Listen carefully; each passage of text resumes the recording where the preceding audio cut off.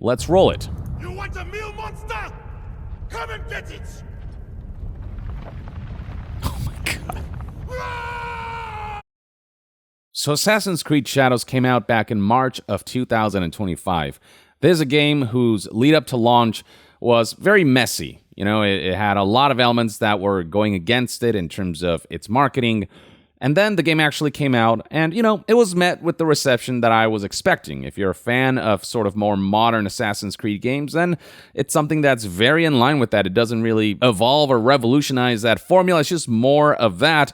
And if you're not a fan of that, then, you know, you're just getting more of the same, but with a different setting. Now, throughout the course of an Assassin's Creed game, you'll usually see additional content, be it, you know, bits and pieces of DLC or collaborations. And some of the previous collaborations we've seen have been pretty out there, but the one that was promoted recently on November 24th, 2025, was one that raised a lot of eyebrows, because this right here is an announcement that Assassin's Creed Shadows will be collaborating with Attack on Titan. Yes, the anime. It reads right here, a new Attack on Titan quest is coming for free to Assassin's Creed Shadows tomorrow, and it's live until December 22nd. Now, something that immediately did stick out to me is the fact that there's a December 22nd deadline to engage with this DLC, creating a sense of FOMO, and that will come into play later in the video especially.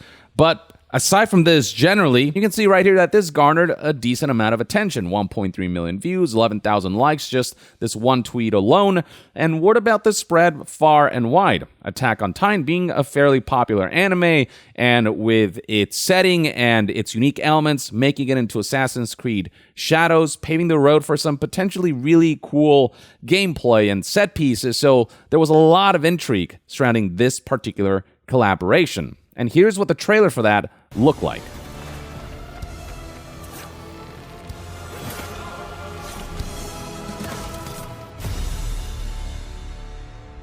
We call them Titans.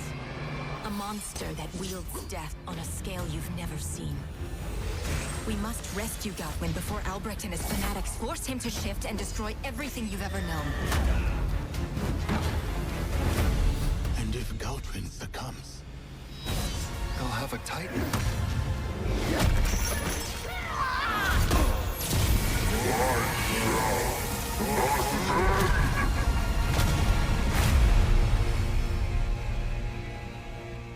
So, you know, they make it look very cinematic, it's got good vibes, and they obfuscate a lot of stuff. Like, they tease that Titan at the end, but they never really show it. They show off some of the potential costumes that you can acquire through this DLC, be it the Mikasa outfit that Nao is wearing, or the Titan outfit and skin that Yasuke is wearing. So, based on this mini trailer, signs look good for this one. This seemed like one to keep an eye out for.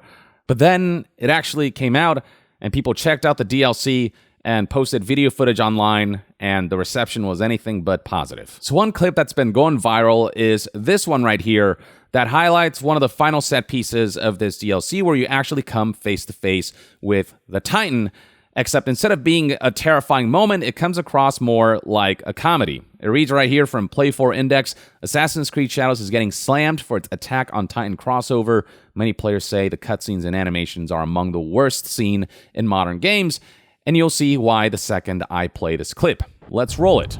you want a meal monster? Come and get it! Oh my god.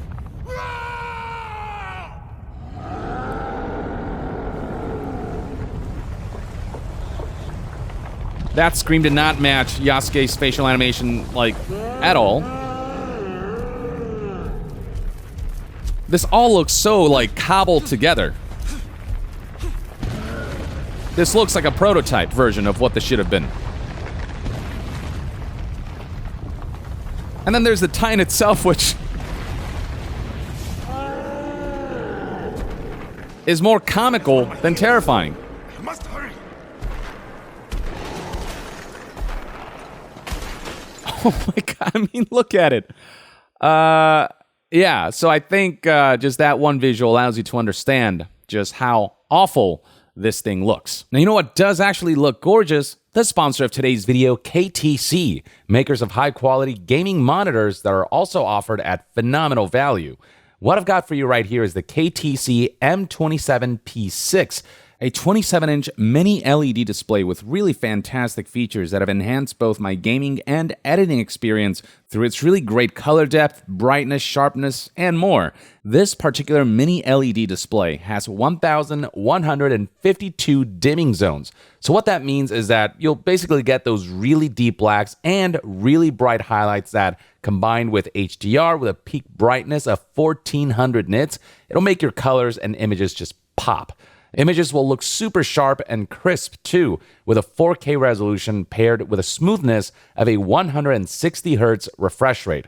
Now, if you lower the resolution to 1080p, the monitor can output a whopping 320 Hz refresh rate, making response times practically instantaneous, 1 millisecond to be exact, making this an awesome monitor for competitive gamers and those who like to play esports titles. All of these features make for both a visually stunning and an incredibly responsive gameplay experience, be it for indie games, AAA games, first-person shooters, or just any game where fast response time is paramount. And then you've got support for adaptive sync, which also means you'll never get screen tearing and everything will feel buttery smooth. The color gamut is also super impressive, with a quantum dot technology here covering 99.5% sRGB and 98% DCI-P3, with delta E less than 2 accuracy for vibrant images. So beyond games looking phenomenal, other media like movies look fantastic, and for creators like me, all of this makes this monitor ideal for photo and video editing. And then there is the versatility of the monitor itself, with its stand allowing you to adjust its height, tilt, swivel, and pivot, and this metallic base ensures the monitor feels really secure, and that's all on top of the wide variety of ports on offer here. 2 HDMI 2.1 ports, 1 DisplayPort 1.4, a USB-C port with 4K output, and a 65-watt power delivery, so you can hook up laptops such as MacBooks, have it output 4K, and also charge the device all at once. And you've also got a USB hub so you can more conveniently plug in external devices like keyboards and whatnot. Plenty of ports to connect multiple computers, gaming consoles, peripherals, you name it. Not to mention how sleek this gaming monitor looks. I love its incredibly thin bezels, its tasteful Stormtrooper color combination, the sleek curves and accents, as well as the RGB elements that light up. The KTC M27P6 basically checks all of the right boxes for me, and you can get yours right now by using my link in the description and comment section below. And with Black Friday sales going on right now, it's about the perfect time to make a purchase and check their products out. All right, so a few things to note about this whole situation and the way it was marketed, especially. Now we can definitely understand why they never actually showed what the Titan looks like in the marketing material. They showed this shadow that ominously hinted at the Titan, but they clearly knew that if they actually showed what the Titan looks like, then people would laugh. They knew that if people saw the Titan's character model, this wouldn't be a DLC that'd be taken seriously. Instead, what they did was show off this model of a sculpture of Eren Yeager's Titan form, which actually does look pretty good and pretty true to how it's represented in the anime. And they did that on purpose to make people think that the Titan you fight against could look similar to this level of quality. But what we got instead was this abomination, this laughable abomination that frankly upset and insulted a lot of Attack on Titan fans who were really anticipating this collaboration, and then Assassin's Creed fans who were hyped up by that trailer that handpicked very specific cinematic sequences and scenes to make this DLC look good, also felt like they were deceived and felt rather insulted by the final results, which, yeah, looked like this. Like, what is this? And it's not just that one sequence where the character models and the animations are, again, almost prototype stage, where they're so stiff and so devoid of life that you have to wonder if this was like an amateur's mod. Like, even right here, you can see that Yasuke and Naoe's and Ada's animations are so incredibly stiff, even by Assassin's Creed standards. But once Gatlin realized they were working against the Crown, he resisted. He wasn't made for this. He was chosen to be a vessel for the power, not its true wielder. A vessel? There's just something really off-putting about Ada especially, which feels like a character who was just kind of rushed and cobbled together at the last minute and wasn't really given the Look at this. Look at that smile. It wasn't given the time to be fleshed out into something that looks truly cinematic and something that doesn't want to just make you cringe at what's on display. And if at least the Titan set piece looked cool and gameplay-wise it was like a really cool boss battle and whatnot, maybe that could have been forgiven. But not only does it look comically atrocious, but also in terms of gameplay, Titan is on my heels. you don't even get to fight the Titan. There's no like ODM involved. There's no real boss battle. You just run away from the Titan. I must break through. This is the entire set piece. This is the sequence. Once the Titan comes into play, it's just the traversal segment while the Titan chases you.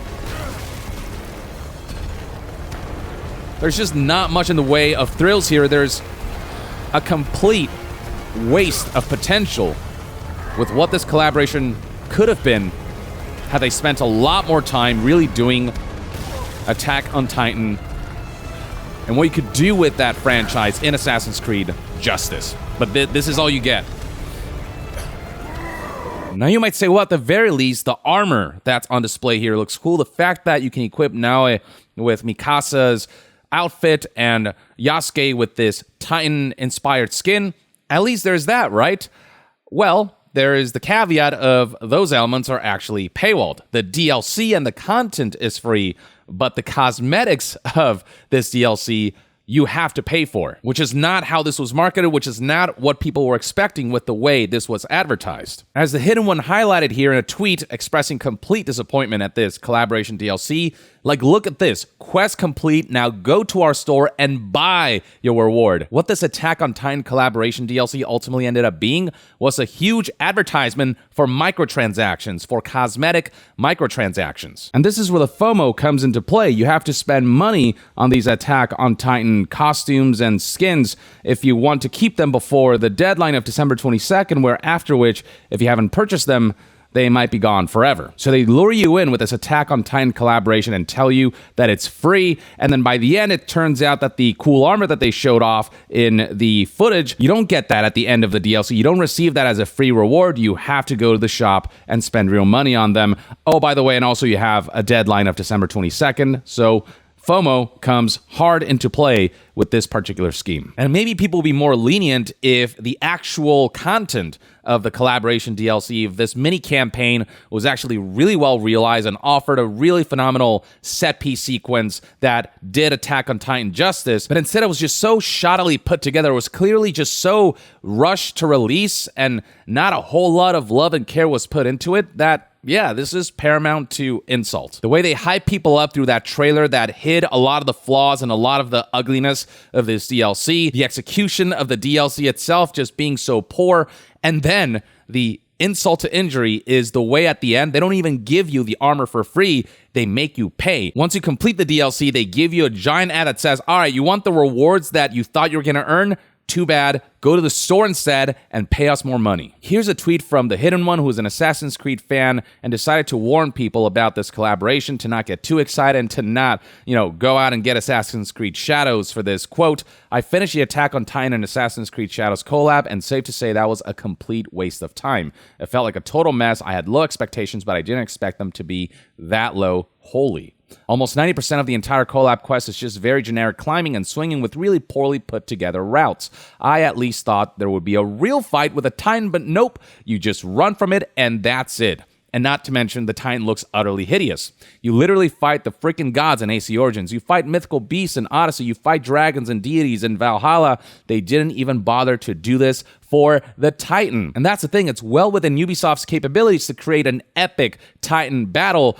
They just chose not to. They just chose to bamboozle their audience instead of taking the time to really flesh this thing out. This thing that is a cool collaboration and has the potential to deliver something really awesome. And then the statement continues, the cutscenes are atrocious. I knew there'd be no mocap, but I forgot how bad the cutscenes were, especially after coming off a Valley of Memory, which is a DLC for Assassin's Creed Mirage, which is actually getting a lot of praise, especially because the cutscenes in that actually look really good. So what happened here? And then the statement concludes with, you barely get anything for doing the collab too. just a few hideout banner cosmetics, no outfit or anything cool. The moment you finish, a freaking pop-up shows up telling you to go to the store and buy the outfit instead with real money.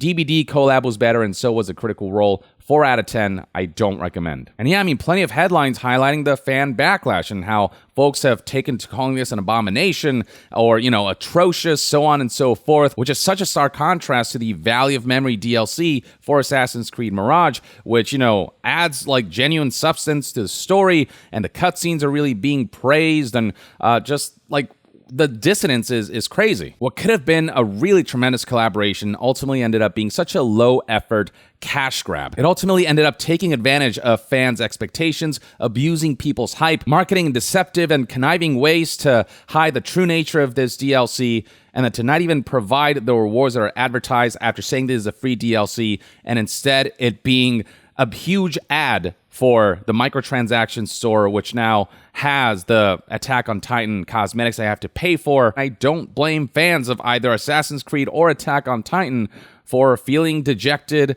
and insulted by this. And I mean, we're already seeing signs that Ubisoft's investment in Assassin's Creed Shadows is starting to wane, starting with the fact that it's been announced recently that Assassin's Creed Shadows' second DLC has been scrapped. There were supposed to be 2 DLCs for this game, like they were at minimum with previous entries of modern Assassin's Creed, but for whatever reason, they scrapped the second one. And I don't know if this has anything to do with Assassin's Creed Shadows not selling as well as Ubisoft would have liked. Not to say that it sold poorly. In fact, within the first couple days, the game achieved 2 million copies sold, which did surpass the launches of both Assassin's Creed Origins and Assassin's Creed Odyssey, though it did not surpass the sales of Assassin's Creed Valhalla during the same launch period. And then on July 22nd, 2025, Ubisoft announced that Assassin's Creed Shadows sold 5 million copies, or, it managed to reach 5 million players, but they weren't hyping this up all that much, instead saying that it was performing in line with expectations, meaning that it didn't tank or anything, but it also wasn't doing extraordinarily well, with Ubisoft hoping that each Assassin's Creed entry garners more and more players. They want to see growth with each new entry of Assassin's Creed, as it's been the trend up until Shadows, where it started to dip a little. And then most recently, on November 24th, 2025, Ubisoft didn't even provide an update for Assassin's Creed Shadows sales figure. All Ubisoft had to say was that they had benefited from the launch of its New Game Plus mode and recent Claws of Awaji expansion. They're hoping that the Switch 2 launch allows for the opportunity for the game to reach a broader audience, but they did not provide a new sales total, which indicates that they may not be happy with the sales of Assassin's Creed Shadows. Because for these major AAA launches, it's not just about the raw number of copies sold, but whether those raw numbers are in line with what the corporation expected the sales to be. We have seen AAA games in the past do tremendous numbers, sell like 10 million copies, and somehow that did not reach the expectation of corporations who are hoping maybe that the game would sell like 15 million copies or whatever. And so maybe sales of Assassin's Creed Shadows have slowed down enough, and its ultimate sales results and commercial results were not in line with expectations enough for Ubisoft to deem Assassin's Creed Shadows and investing in additional DLC being worthwhile. And so instead, they're opting for, bite-sized DLCs like this one, collaborations like this one. But if this is the quality that we can expect moving forward, then yeah, that's not going to help sell more copies of Assassin's Creed Shadows. If this is the level of deteriorating quality we can expect, then folks are just going to move on, because even if trailers for upcoming content show something seemingly cool, you may get something that looks like this. And Ubisoft are masters of, showing games off with very specific flair that doesn't match the reality of the actual experience. And this is among the most egregious cases of that, combined with the way they actually promoted this as free DLC, showed off the armor in that same vein, and then they didn't tell people that you actually have to pay for all of the armor that was showed off. But yeah, the end result is that this Attack on Titan collaboration is being mocked on the internet, and it's all ultimately resulted in negative optics for the Assassin's Creed series and its prospects. So hopefully they won't repeat the same mistake again, because man, it hurts to see how much potential was wasted, and that's how a lot of fans feel. I'd love to hear what your thoughts and opinions are on this Assassin's Creed and Attack on Titan collaboration in the comments below. If you checked it out yourself, are you in the camp of some of the more scathing reviews that are out there online, or did you actually end up enjoying it? Share your thoughts in the comments below, and to be further updated on all things gaming news, reviews, and discussions, stay tuned right here on Young Yeah.